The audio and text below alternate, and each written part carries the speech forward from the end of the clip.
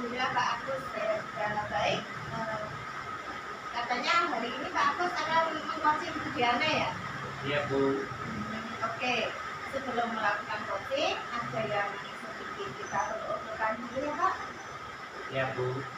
Nanti pada saat coaching antara coach yaitu Pak Agus dan coaching yaitu Bu Diana akan saya amati Pak dan akan saya nilai sesuai dengan publik penilaian coaching seperti apakah langkah-langkah coaching sudah sesuai dengan alur kita atau belum. Lalu kemudian apakah Pak Agus sudah memberikan pertanyaan-pertanyaan yang terbuat sesuai dengan kata kunci yang disampaikan oleh coaching. Dan saya juga akan menggunakan dan mengamati respon serta jawaban dari coaching apakah sudah sesuai dengan pertanyaan yang Pak Agus sampaikan. Dan jangan lupa Pak, harus disesuaikan dengan prinsip coaching, diantaranya kemitraan, proses kreatif, dan memaksimalkan potensi. Sebelum dilaksanakan proses observasi Pak, ada sedikit yang akan saya tanyakan. Boleh Pak Agus? Boleh Bu, silakan. Untuk yang pertama, kompetensi apa yang Pak Agus ingin kembangkan? Untuk kompetensi yang ingin saya kembangkan pada proses coaching kali ini yaitu pastinya tentang inti coaching gitu ya Bu. Nah, yang pertama yaitu tentang kehadiran penuh, kemudian mendengarkan dengan aktif, dan yang ketiga itu memberikan pertanyaan yang berbobot kepada coaching. Ya, baik. Berarti Pak Agus ingin mengembangkan tiga kompetensi itu ya Pak? Yaitu kehadiran penuh, mendengarkan aktif, dan memberikan pertanyaan yang berbobot. Di antara ketiganya nih, kira-kira mana yang lebih spesifik yang ini Pak Agus kembangkan tadi dalam coaching? Yang lebih spesifik yang ingin saya kembangkan itu yaitu mendengarkannya aktif ya Bu, dan mengajukan pertanyaan yang berbobot kepada coaching. Begitu Bu Nur ya. Baik. Berarti ada dua ya Pak, ingin dikembangkan yaitu mendengarkan aktif dan memberikan pertanyaan yang berbobot pada coaching. Ya Bu, itu yang ingin saya kembangkan. Ya. Nah, kira-kira nih Pak, indikator ketercapaian dan tujuan pengembangan apa yang ini Pak Agus inginkan?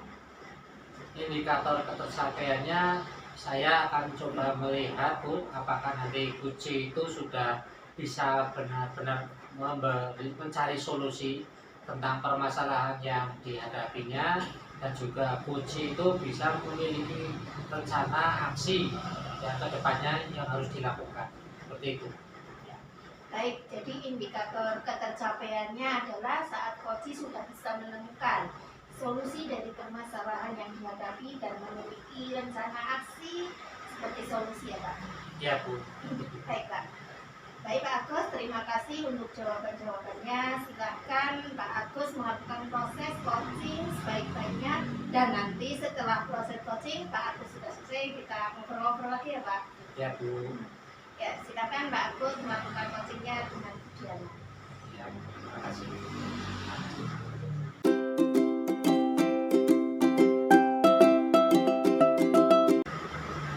Assalamualaikum Bu Diana. Waalaikumsalam Pak Agus. Bagaimana kabarnya nih Bu Diana hari ini? Alhamdulillah kabar saya baik Pak Agus. Gimana Pak Agus? Alhamdulillah saya sendiri juga baik Ibu. Tadi Bu Diana saya katanya mau ngajak ngobrol. Ya, benar sekali Pak Agus. Jadi saya itu butuh teman untuk bercerita Pak Agus. Oke, baik. Kita ngobrolnya nggak terlalu lama ya Bu. Mungkin sekitar 10 sampai dengan 15 menit. Ngomong-ngomong nih Bu Diana, apa yang ingin Bu Diana obrolkan nih dalam perbincangan kita kali ini? Jadi gini Pak Agus, saya itu ada beberapa hal yang ingin saya bicarakan dengan Pak Agus, yaitu tentang pembelajaran saya di kelas. Saya di kelas itu ada beberapa kendala dalam proses pembelajaran, khususnya pada pembelajaran matematika, yaitu pada materi perkalian Pak Agus. Di sini saya kok merasa murid-murid saya itu kesulitan sekali ya Pak Agus dalam memahami materi perkalian. Padahal kan materi perkalian itu di kelas 2 akan menjadi dasar matematika untuk di kelas-kelas berikutnya Pak Agus. Oh, begitu ya Bu Diana. Jadi saat ini nih Bu Diana mengalami kesulitan di dalam kan mengajarkan materi perkalian ya Bu pada murid kelas 2. Begitu ya Bu Diana. Ya Pak Agus, benar sekali. Rasanya kok saya merasa sangat kesulitan sekali untuk memberikan pemahaman mengerjakan perkalian kepada anak-anak Pak Agus. Oke Bu Diana. Nah, karena kita kan waktu ngobrolnya ini kan pendek Bu Diana. Nah, kira-kira nih Bu Diana itu inginkan apa yang diinginkan nih dari Bu Diana untuk percakapan kita kali ini? Jadi nantinya setelah proses curhatan saya dengan Pak Agus ini, saya mengharapkan nanti saya bisa mendapatkan solusi dari hal-hal yang bisa saya lakukan untuk mengatasi permasalahan murid saya di kelas dalam memahami materi matematika tentang perkalian Pak Agus. Oke. Berarti apa nih kira-kira yang bisa dilakukan oleh Bu Diana ya supaya murid-murid Bu Diana itu bisa memahami materi perkalian?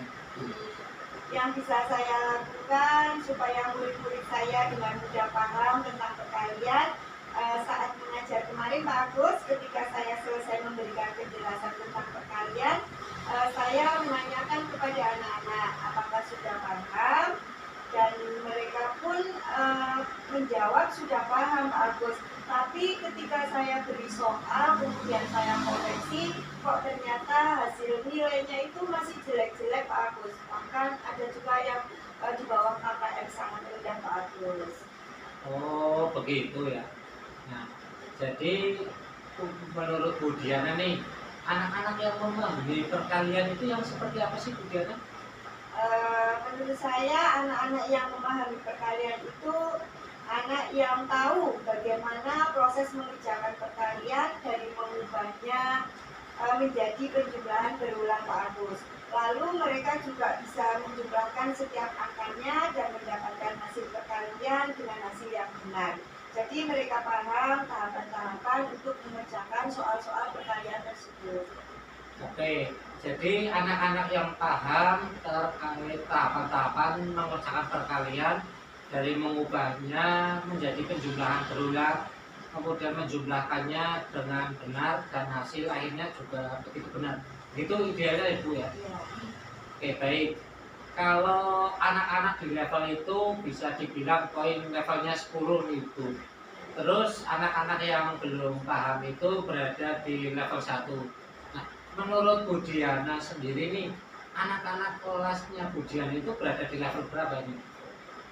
Jadi kalau saya amati Pak Agus, beragam sekali ya Pak Agus, murid-murid saya itu di kelas 2. Ini dalam memahami perkalian. Ada yang menurut saya di level yang sama sekali belum paham bagaimana cara mengerjakan perkalian. Lalu ada juga di level 5 menurut saya yang bisa mengubah perkalian menjadi penjumlahan berulang.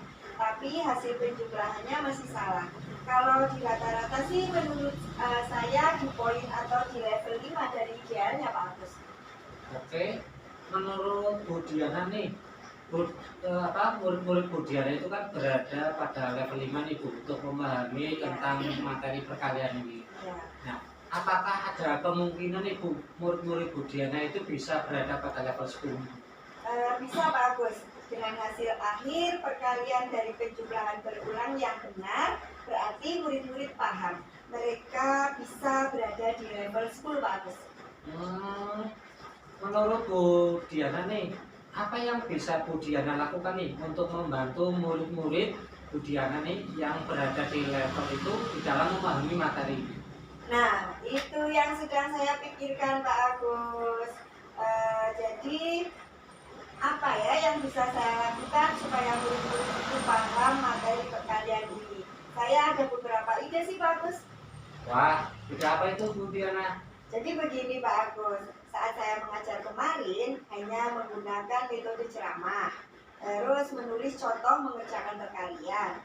Kemudian murid-murid saya beri soal untuk dikerjakan. Setelah saya renungkan, usia murid di kelas 2 itu kan pemahamannya itu kan dengan bisa menggunakan media konkret atau nyata ya Pak Agus ya. Nah, saya ingin merancang pembelajaran yang interaktif menggunakan media pembelajaran yang konkret, interaktif, dan menyenangkan. Dalam menjelaskannya, mungkin bisa saya tayangkan video pembelajaran yang kartun yang menjelaskan tentang perkalian. Lalu saya akan menggunakan benda konkret untuk penjumlahan berulangnya. Bisa juga menggunakan stik es krim bagus, lereng, batu, atau biji kacang yang bisa langsung dihitung oleh murid. Nah, setelah itu murid-murid baru bisa memainkan game. Wah, bagus sekali idenya itu Bu Diana. Nah, kira-kira game apa nih yang akan dimainkan oleh Bu Diana? Game habiskan tentakelku Pak Agus. Jadi saya akan membuat soal-soal perkalian yang saya gunting-gunting dan saya tempelkan di gambar gurita menjadi tentakelnya. Nanti murid-murid akan mengambil satu kertas soal dari tentakel itu dan mengerjakan perkaliannya menggunakan benda konkret seperti stik es krim, kelereng, batu, atau biji kacang. Jika sudah selesai mengerjakan, maka akan dibawa ke saya dan jika jawabannya benar, murid bisa ambil soal lagi di tentakel gurita itu. Rencana saya sih seperti itu, Pak. Nah, menurut Bu Diana, kira-kira apa nih ukuran keberhasilan dari rencana aksi Bu Diana kali ini? Menurut saya untuk ukuran keberhasilan dari rencana aksi saya ini nantinya murid-murid dapat mengerjakan soal perkalian dengan hasil yang benar. Baik Bu Diana, nah menurut Bu Diana sendiri nih, apakah ada kendala dari rencana aksi yang akan Bu Diana terapkan ini nanti di dalam proses pembelajaran? Mungkin ada ya Pak Agus, kendalanya saya butuh atau perlu waktu untuk mempersiapkan media-media yang saya butuhkan untuk pembelajaran ini dan membutuhkan tempat yang luas supaya murid lebih luasa dalam bermain game dan habiskan tentakelku ini. Menurut Bu Diana nih, perlu berapa lama nih untuk mempersiapkan media-media yang dibutuhkan dan solusi apa dari kendala itu? Gini Pak Agus, karena pelajaran matematika itu kan masih 3 hari lagi, jadi saya bisa siapkan media-medianya mulai dari sekarang Pak Agus. Saya bisa menyusun terlebih dahulu langkah-langkah pembelajarannya, kemudian menyiapkan media dan gamenya. Kemudian saya rasa cukup untuk mempersiapkannya. Dan untuk tempat yang luas, rencana saya kelas akan saya setting nih untuk meja dan kursi nanti kita pinggirkan dulu dan ruang lapang di tengah itu untuk murid-murid bisa mengerjakan game habiskan tentakel itu dengan menghitung benda-benda nyata yang ada di sekitarnya. Nah, adakah seseorang yang mungkin bisa membantu Bu Diana untuk mempersiapkan pembelajaran ini, Bu? Tentu saja ada Pak Agus. Nanti saya akan berdiskusi dengan Ibu Celia sebagai teman paralel saya di kelas 2 untuk rencana aksi nyata saya ini dalam pembelajaran supaya kami bisa saling menghadapi dan Bu Celia juga bisa menerapkan di kelasnya juga. Jadi kami saling berkolaborasi. Baik, nah kira-kira apa nih Bu Diana bisa mau menerapkan di dalam kelas? 3 hari setelah ini Pak Agus. Baik Bu Diana, nah kita review sebentar ya Bu hasil diskusi kita kali ini. Apa yang Bu Diana dapatkan nih dari perbincangan kita kali ini? Tadi sih awalnya Pak Agus saya bingung tentang masalah murid-murid yang saya tidak paham tentang perkalian itu. Tapi di akhir ini saya jadi tahu apa yang perlu saya lakukan dan siapkan untuk pembelajaran perkalian di kelas saya sampai murid-murid paham dengan menggunakan media konkret dan pembelajaran yang interaktif dan menyenangkan.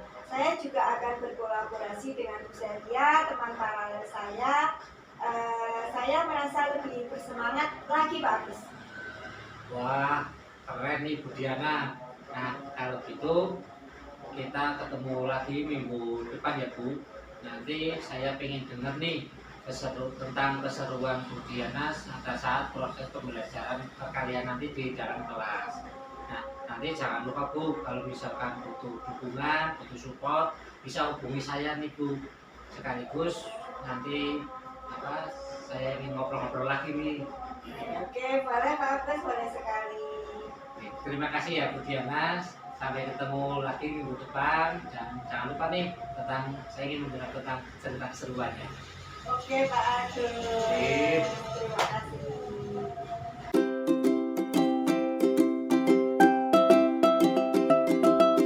Baik Pak Agus, tadi sudah melakukan coaching dengan Bu Diana, apakah berjalan dengan lancar? Alhamdulillah Bu Nur, tadi berjalan dengan baik dan lancar. Nah, setelah melakukan observasi, ada beberapa hal Pak yang ingin saya tanyakan. Boleh Pak? Boleh Bu, silakan. Ya, pertama, apa saja yang sudah didapatkan pada saat coaching terkait indikator ketercapaian yang diinginkan? Tadi selama proses coaching sudah melakukan tahapan-tahapan dengan alur tirta ya Bu, yaitu dengan menanyakan tujuan, identifikasi, rencana aksi, dan juga tanggung jawab. Kemudian saya juga tadi mencoba menggali kompetensi diri kunci untuk menemukan sebuah solusi dari permasalahan yang dihadapi dan dengan memberikan pertanyaan-pertanyaan yang berbobot. Baik, jadi Pak Agus sudah berhasil ya Pak melakukan coaching dengan alur kita. Sesuai dengan yang tadi saya amati, ada beberapa catatan Pak. Tadi sudah berhasil menyampaikan sesuai dengan alur kita, yaitu sudah menanyakan tujuan dengan coaching, mengidentifikasi permasalahan dari coaching, kemudian Pak Agus sudah mengarahkan coaching untuk membuat rencana aksi. Dan juga Pak Agus sudah berhasil dalam menumbuhkan rasa tanggung jawab dalam diri coaching agar rencana aksi yang dilakukan dapat berjalan dengan baik. Saya tadi juga mendengar percakapan Pak Agus dengan coaching bahwa Pak Agus itu sudah hadir penuh dan mendengarkan aktif dan sudah memberikan pertanyaan-pertanyaan yang berbobot sesuai dengan kata kunci yang disampaikan oleh coaching. Untuk kedepannya nih Pak, apa kompetensi yang akan dikembangkan lagi ke depannya setelah melakukan proses coaching hari ini? Untuk kompetensi yang ingin saya kembangkan itu saya itu ingin jauh lebih mengenal tentang coaching ya Bu dengan alur tirta supaya saya itu bisa menerapkannya di dalam proses pembelajaran di dalam kelas maupun di lingkungan sekolah seperti itu. Luar biasa sekali Pak Agus. Semoga kedepannya lebih baik dan sukses selalu. Terima kasih Pak Agus hari ini sudah melakukan proses coaching dengan alur tirta. Saya akhiri. Assalamualaikum warahmatullahi wabarakatuh. Terima kasih Bu Nur. Waalaikumsalam warahmatullahi wabarakatuh.